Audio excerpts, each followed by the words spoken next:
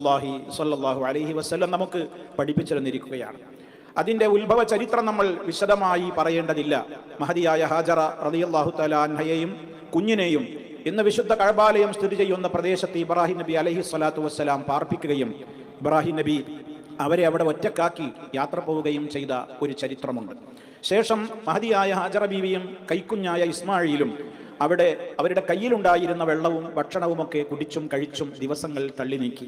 എന്നാൽ ഉള്ള വെള്ളം തീർന്ന് കുഞ്ഞ് വാവിട്ട് നിലവിളിക്കാൻ തുടങ്ങി. ഹാജറ ബീവിയുടെ സ്തനത്തിൽ പാല് വരെ വറ്റി. അവർക്ക് കുടിക്കാനും ഒന്നിനും വെള്ളമില്ലാതെ കഷ്ടപ്പെട്ട് കുഞ്ഞ് വാവിട്ട് നിലവിളിക്കുന്ന ആ ഒരു സങ്കടകരമായ സാഹചര്യത്തിൽ ഉമ്മ ഈ കുഞ്ഞിന് വെള്ളം കിട്ടുവാൻ എവിടെയെങ്കിലും ആരെങ്കിലും കാണുന്നുണ്ടോ എന്ന് നോക്കാൻ വേണ്ടി തൊട്ടടുത്തുള്ള സഫാമലയിലും മർവാമലയിലും മാറി മാറി നെട്ടോട്ടം നടത്തിയ ചരിത്രമാണ് സംസമിൻ്റെ ചരിത്രം.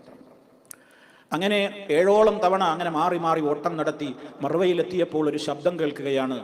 ആ ശബ്ദം കേട്ട ഭാഗത്തേക്ക് കാതോർക്കുകയാണ് മഹദിയായ ഉമ്മ ഹാജറ റളിയല്ലാഹു അൻഹ. വീണ്ടും ശബ്ദം കേട്ടപ്പോൾ വീണ്ടും അങ്ങോട്ട് കാതോർത്തിട്ട് പറഞ്ഞു, നിന്റെ അടുക്കൽ വല്ല സഹായവും ഉണ്ടെങ്കിൽ സഹായിക്കുക എന്ന്. ആരാണ് എന്താണ് എന്നൊന്നും മനസ്സിലായിട്ടില്ല. ശബ്ദം കേട്ട ഭാഗത്തേക്ക് തിരിഞ്ഞു പറഞ്ഞു.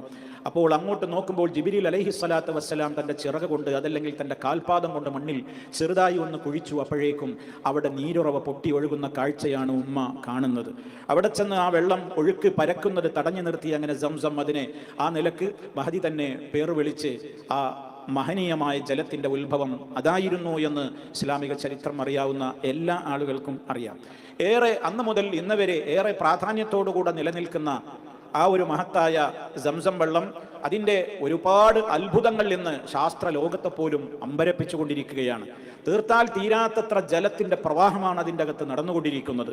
നമുക്കൊക്കെ അറിയാം, നമ്മുടെയൊക്കെ വീട്ടിൽ ഒരു ഫംഗ്ഷൻ ഉണ്ടായെങ്കിൽ, ഒരു കല്യാണമോ മറ്റേതെങ്കിലും കാര്യങ്ങളോ നടന്നാൽ കിണറിലുള്ള വെള്ളം എടുത്താൽ പിന്നെ അപ്പുറത്തെ കിണറ്റിൽ നിന്ന് വെള്ളം കൊണ്ടുവരേണ്ട അവസ്ഥയാണ് ഉണ്ടാവുക.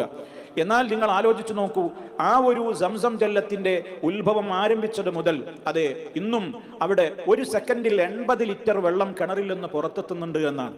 80 ലിറ്റർ വെള്ളം ഒരു സെക്കൻഡിൽ, ഒരു ഞൊടിയിടെയുള്ള ഒരു സെക്കൻഡ്, അപ്പോഴേക്ക് 80 ലിറ്റർ വെള്ളമാണ് കിണറ്റിൽ നിന്ന് പമ്പ് ചെയ്യപ്പെടുന്നത് എന്നാണ്.